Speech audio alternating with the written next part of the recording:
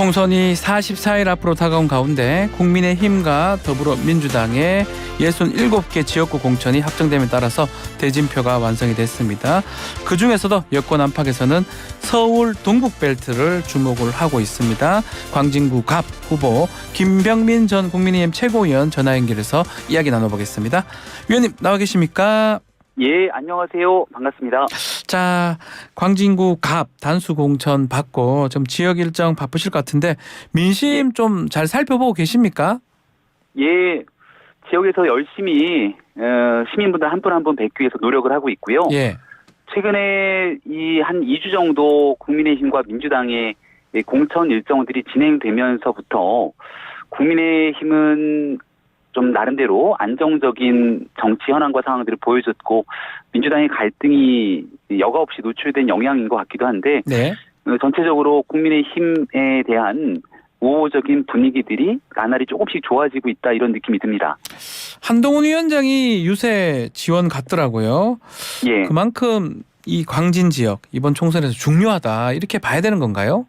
네, 한강벨트의 핵심적인 지역이라고 다들 얘기를 해주시는데요. 네.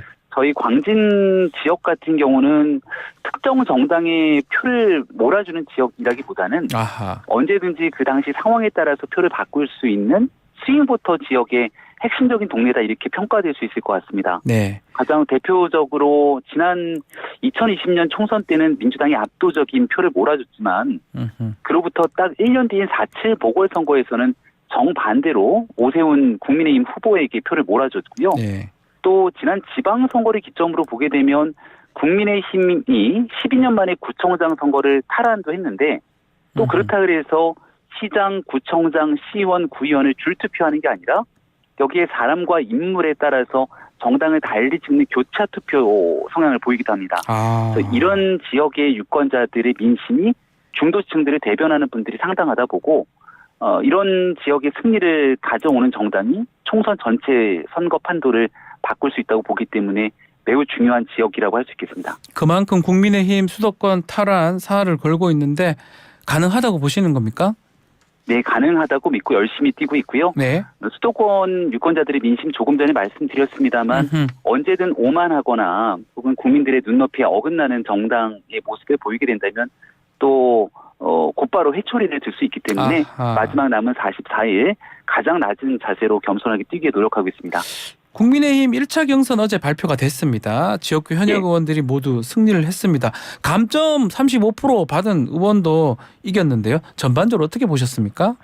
네, 현역 의원들의 지역구 관리가 네. 나름대로 탄탄하게 이루어졌던 곳들은 정치 신인이 넘기에는 너무 높은 벽이었다고 생각을 합니다. 그렇다고 해서 모든 현역 의원들이 다 그렇게 우세적인 상황을 가져갔던 것도 아니라고 볼 수 있겠는데요. 네. 지금까지 현역 컷오프가 하나도 없다 이렇게 말씀을 주십니다만은 불출마를 선언한 의원들이 적지 않게 있습니다. 어제는 이달곤 의원이 불출마를 선언했고 또 그전에는 윤두현 의원이 불출마를 선언하기도 했고요. 네. 그러니까 과거 같은 경우에 하위 평가에 해당된다.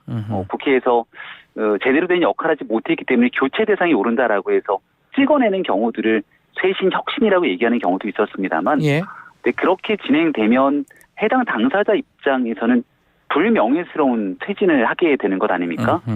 그 갈등 관리를 제대로 하지 못하게 된다면 그게 공천, 파동, 파열음, 잡음 이런 식으로 진행이 될 수도 있고요. 네. 현재로서는 어느 정도 문제가 없다고 판단되는 상황이라면 누구에게든지 기회를 주기에 노력을 했고 또 거기에 후진들을 위해서 본인의 정치 행보를 좀 멈추고 내려놓을 수 있는 공간도 열어놨기 때문에 현역에게 좀 유리한 과정이 있긴 있었습니다만 그래도 잡음 없는 전체적으로 무난한 공천 과정들이 진행되고 있다고 생각합니다. 뭐 대다수 좀 얘기하는 게 뭐 무난하지만 감동 없다 이런 또 지적들이 있습니다. 그 부분 어떻게 봅니까? 그 감동이라는 건 좀 의외성, 누군가가 이제 새롭게 뉴스를 장식하는 스타성 있는 인물의 등장. 그리고 굉장히 큰 거물처럼 불려졌던 정치인의 퇴장 이 두 가지가 맞물리는 경우라고 생각하는데요. 그렇죠. 아직 총선 공천이 다 끝난 게 아닙니다. 특히 국민의힘 같은 경우는 강남 서초라고 하는 이 서울 수도권 지역의 이 국민의힘 우세 지역의 공천 과정들이 남아있고 또 TK 지역의 공천 과정들도 남아있는 만큼 여기에서 과연 어떤 새로운 인물들이 등장하게 될 것인지를 좀 살펴봤으면 좋겠다 싶고 네. 또 그동안 국민의힘에서 힘있게 역할을 하셨던 분들도 뭐 경선하는 경우들도 있고 또 아직 공천 과정들이 다 진행이 안 됐기 때문에 나머지 있는 상황들을 조금 더 지켜보면 좋겠습니다. 민주당 김민석 의원이 야당이 시스템 공천인데 여당 시스템 사천이다 이렇게 얘기를 했습니다. 또 여기에 대해서 또 최고위원께서 말씀을 하셨잖아요. 어떻게 들으셨어? 이런 말씀하신 겁니까? 김민석 의원님의 발언에 민주당의 상당수 정치인들이 과연 동의할까라는 생각이 듭니다. 네. 지금 뭐 상대 정당의 공천 과정이기 때문에 평가는 국민들께서 주시겠습니다만 여러 언론을 통해서 나온 민주당의 공천 현재 성적표는 이재명 대표의 사천 논란 그리고 불공정한 공천 논란이 거의 모든 뉴스를 장악하고 있습니다.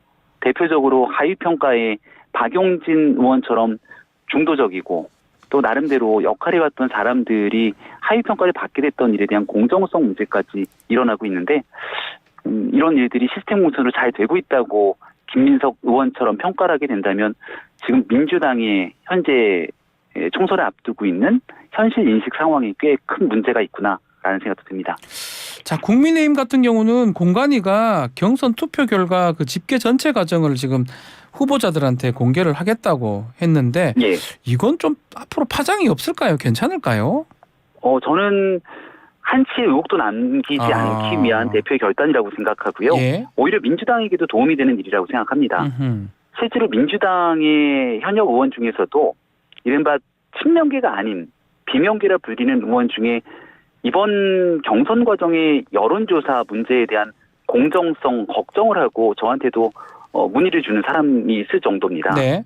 예, 그 특정 이재명 대표와 가깝다라고 알려진 여론조사 업체가 들어오게 되면서 이번 경선 과정들이 진행되기 전에 이 출처를 알 수 없는 여론조사들이 돌았다라는 일들이 또 한바탕 논란이 되고 있는데요. 네. 만약에 경선을 치렀는데 그 여론조사 결과값에 대해서 도저히 납득할 수 없다 이렇게 판단이 되게 되면 공정성이 심각한 훼손이 되겠죠. 그래서 국민의힘이 선제적으로 나서서 여기에 대한 투명한 그 개표, 집계 이런 것들을 후보자에게 공개할 수 있는 만한 상황을 만들었으니까 좀 이런 객관적인 시스템은 민주당에서도 도입을 해서 이재명 대표의 사천 논란을 우려하고 있는 사람들에게 충분하게 설득력 있게 제공할 수 있는 시스템이지 않을까 생각합니다. 아하.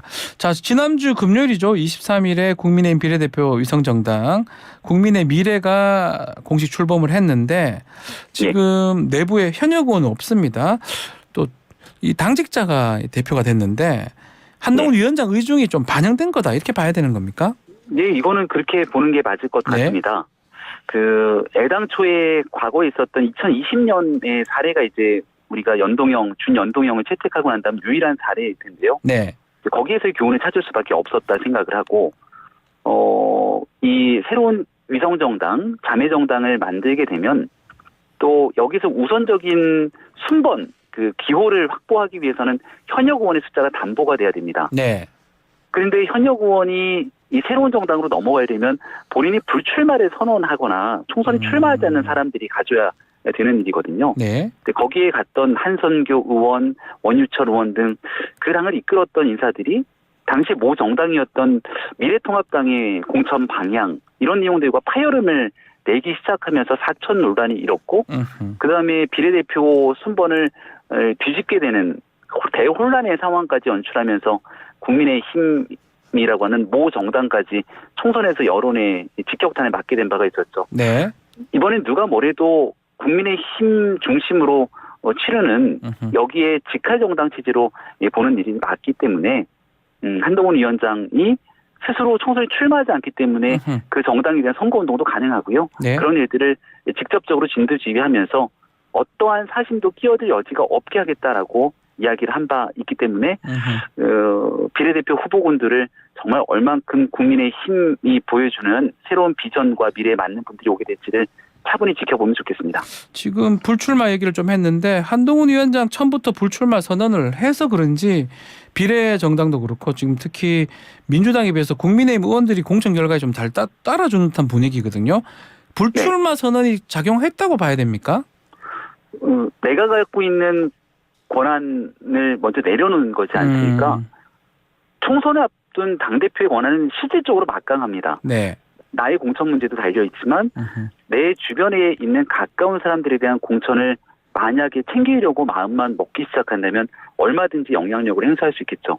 한동훈 위원장 취임 일성으로 제일 먼저 했던 얘기가 총선에 출마하지 않겠다고 본인이 갖고 있는 가장 큰 기득권을 제일 먼저 내려놨고요. 네. 여기에서부터 다른 사람에 대한 선민 후사에 대한 당위성을 강조할 수 있는 명분을 만들어냈습니다. 그리고 두 번째로 이것보다 훨씬 더 크다고 생각되는 건 네.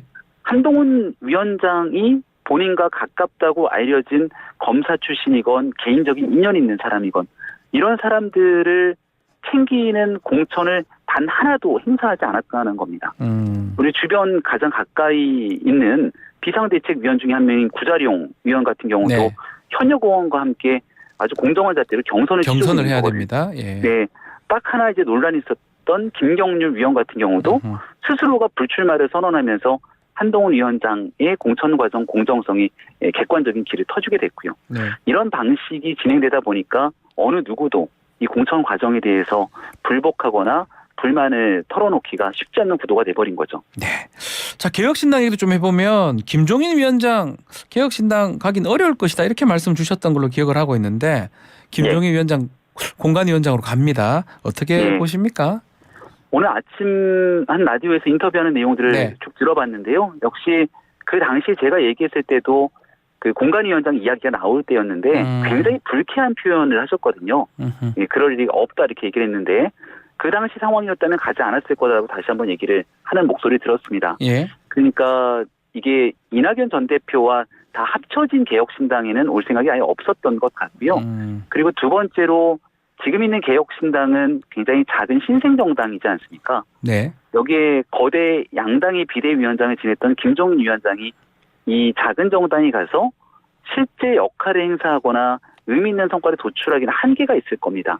이제 그런 의미에서의 담보된 얘기이기도 했는데 오늘 마찬가지로 김종인 위원장의 얘기를 쭉 들어보니까 여기에서 본인의 개인적인 정치적 이득이나 이런 것들을 가져갈 수 있는 게 거의 없음에도 불구하고 신생정당의 새로운 가능성과 젊은 정치인에 대해서 도움을 주지 않게 되면 그 희망의 싹이 죽기 때문에 어쩔 수 없이 맡게 됐다는 얘기를 하는 걸 들었습니다.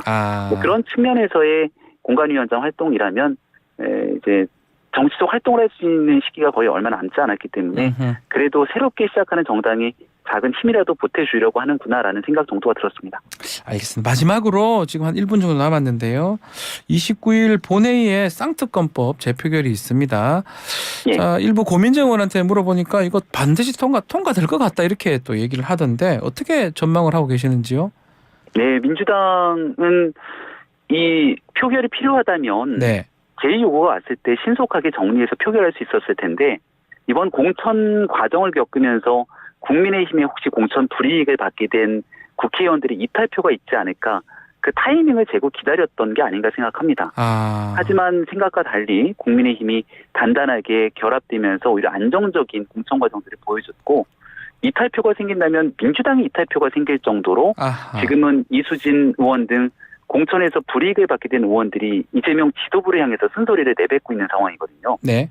그래서 아마 지금 재표결이 이루어지더라도 가결될 가능성이 거의 희박하지만 민주당의 현 상황이 내적으로 너무 복잡하기 때문에 이러한 현재 국면을 외부로 시선을 돌리려고 하는 정치적, 정략적 선택을 시기적으로 조율한 것 아닌가 생각합니다. 알겠습니다. 자, 오늘 말씀 여기까지 듣겠습니다. 감사합니다. 예, 고맙습니다.